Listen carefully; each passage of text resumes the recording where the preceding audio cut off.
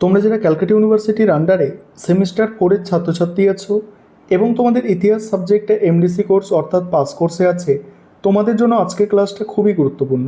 আজকের ক্লাসে তোমাদের CC5 পেপারে একটি গুরুত্বপূর্ণ বড় প্রশ্নের উত্তর নিয়ে আলোচনা করব, যে প্রশ্নটা তোমাদের পরীক্ষায় 10 নম্বর বা 20 নম্বরে আসতে পারে। প্রশ্নটা হচ্ছে, খলজি বিপ্লব কাকে বলে আর এর তাৎপর্য বা গুরুত্ব ব্যাখ্যা করো।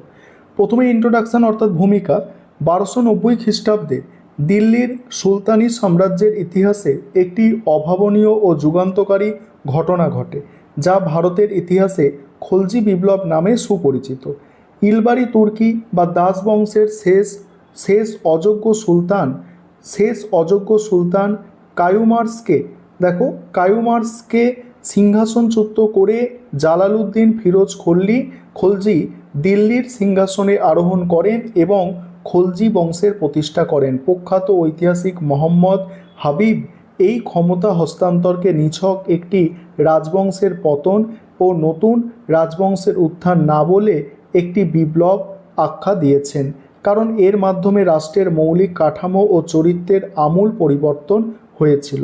এবার হচ্ছে খলজি বিপ্লব।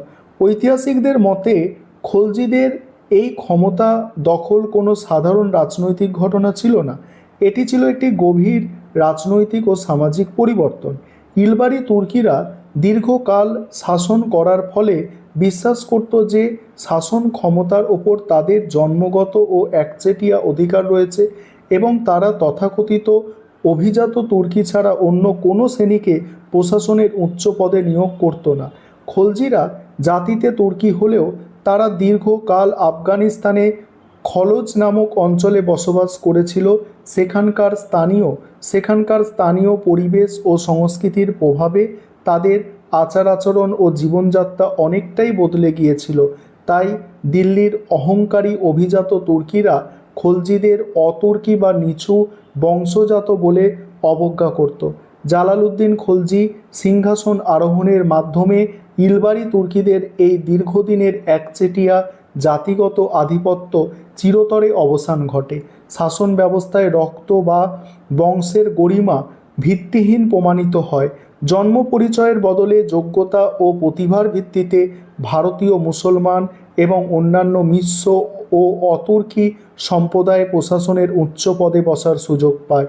রাষ্ট্র ক্ষমতার এই সামাজিক ও গুণগত রূপান্তরকেই ঐতিহাসিকরা খলজি বিপ্লব বলে অভিহিত করেছেন। এবার গুরুত্ব বা তাৎপর্য নিয়ে আলোচনা করব। তার আগে একটা বিষয় তোমাদের বলার আছে, তোমাদের জন্য অনলাইন কোচিং ক্লাস চলছে। তোমরা যদি কেউ পেড ব্যাচে অ্যাডমিশন নিতে ইচ্ছুক থাকো বা আমাদের থেকে PDF নোটস কিনতে চাও, তাহলে নিচে যে নম্বর দেখতে পাচ্ছ এই নম্বরে যোগাযোগ করবে। আর যারা তোমরা পেড ব্যাচে অ্যাডমিশন নেবে বলে দিই, আমাদের সপ্তাহে 2 দিন করে ক্লাস থাকে এই MDC হিস্ট্রির 2টো পেপারের জন্য, CC4 অ্যান্ড CC5। এবার দেখো গুরুত্বের প্রথম পয়েন্ট কি হচ্ছে, তুর্কি অভিজাততন্ত্রের অবসান ও ক্ষমতার বিকেন্দ্রীকরণ। এখানে বলা হচ্ছে খলজি বিপ্লবের সবচেয়ে বড় অবদান হলো ইলবারি তুর্কিদের জাতিগত অহংকার এবং শাসনতান্ত্রিক একচেটিয়া আধিপত্য চূর্ণ করা। শাসন কাজে জন্ম পরিচয়ের বদলে যোগ্যতাই হয়ে ওঠে একমাত্র মাপকাঠি। এর ফলে সাধারণ তুর্কি,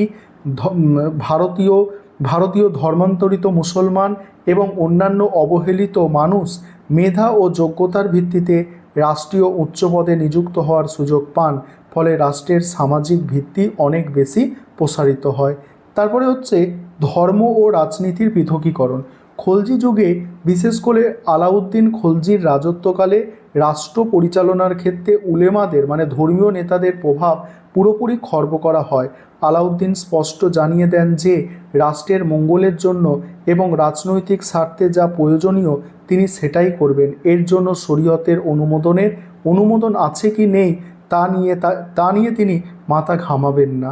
রাজনীতি থেকে ধর্মকে আলাদা করার এই বলিষ্ঠ পদক্ষেপ সুলতানি শাসনকে একটি বাস্তবমুখী কাঠামোর দিকে এগিয়ে দেয়। তারপর হচ্ছে কি, সাম্রাজ্যবাদের চরম বিস্তার। দাস বংশের সুলতানরা মূলত তাদের অধিকৃত রাজ্য রক্ষায় ব্যস্ত ছিল, কিন্তু খলজি যুগে সুলতানি সাম্রাজ্যের সীমানা এক বিশাল আকার ধারণ করে। আলাউদ্দিন খলজির নেতৃত্বে উত্তর ভারত জয়ের পাশাপাশি দক্ষিণ ভারতে প্রথম দক্ষিণ ভারতে প্রথম সুলতানি মুসলিম সাম্রাজ্যে প্রসারিত হয় সেনাপতি মালিক কাফুরের নেতৃত্বে বিন্ধ্য পর্বত অতিক্রম করে দাক্ষিণাত্যের রাজ্যগুলির জয় সুলতানি যুগের সামরিক ইতিহাসের এক অনন্য কীর্তি। তারপর হচ্ছে প্রশাসনিক ও অর্থনৈতিক সংস্কার। খলজি যুগে সামরিক ও অর্থনৈতিক ক্ষেত্রে যুগান্তকারী পরিবর্তন আসে। রাষ্ট্রের সুরক্ষার জন্য একটি শক্তিশালী ও স্থায়ী সেনাবাহিনী গঠন, ঘোড়ায় দাগ ও সৈন্যদের হুলিয়া প্রথার প্রবর্তন সামরিক ব্যবস্থাকে মজবুত করে। সর্বোপরি আলাউদ্দিন খলজির প্রণীত বাজার দর নিয়ন্ত্রণ নীতি ও ভূমি রাজস্ব সংস্কার ভারতের অর্থনৈতিক ইতিহাসে এক নতুন অধ্যায়ের সূচনা করে। তারপর হচ্ছে মঙ্গল আক্রমণের সফল প্রতিরোধ। এই সময় দিল্লির সুলতানি সাম্রাজ্যের ওপরে বারবার ভয়ঙ্কর মঙ্গল আক্রমণ নেমে আসে, যা রাষ্ট্রের অস্তিত্বের জন্য বড় হুমকি ছিল। খলজি সুলতানরা, বিশেষ করে আলাউদ্দিন খলজি, তার শক্তিশালী সেনাবাহিনী, সীমান্ত দুর্গ নির্মাণ ও দৃঢ় সামরিক নীতির মাধ্যমে এই আক্রমণগুলি অত্যন্ত সফলভাবে প্রতিহত করেন এবং ভারতকে এক ধ্বংসাত্মক বহিরাগত শক্তির হাত থেকে রক্ষা করেন। এবার উপসংহার। পরিশেষে বলা যায় যে খলজি বিপ্লব নিছক কোনো সিংহাসনের হাতবদল ছিল না, এটি ছিল সুলতানি যুগের রাষ্ট্রীয় নীতি, সমাজ ও অর্থনীতিতে এক যুগান্তকারী পালাবদল। এই বিপ্লবের ফলে দিল্লির সুলতানি সাম্রাজ্য একটি সংকীর্ণ জাতিভিত্তিক ও ধর্মকেন্দ্রিক রাষ্ট্র থেকে একটি শক্তিশালী সর্বভারতীয় রূপ লাভ করে। খলজিদের নেওয়া প্রশাসনিক ও অর্থনৈতিক যুগান্তকারী পদক্ষেপগুলি পরবর্তীকালে শাসক এমনকি মুঘল সম্রাটদের কাছেও একটি আদর্শ পথপ্রদর্শক হিসাবে কাজ করেছিল। খলজি বিপ্লব সুলতানি সাম্রাজ্যকে তার মধ্য গগনে পৌঁছে দেয়। বলছে সুলতানি সাম্রাজ্যকে তার মধ্য গগনে পৌঁছে দিয়েছিল। এই ছিল তোমাদের মোস্ট ইম্পর্টেন্ট একটি বড় প্রশ্নের উত্তর। আর ভালো নম্বর পাওয়ার জন্য এইভাবে প্রশ্নের উত্তর গুছিয়ে লিখতে হবে।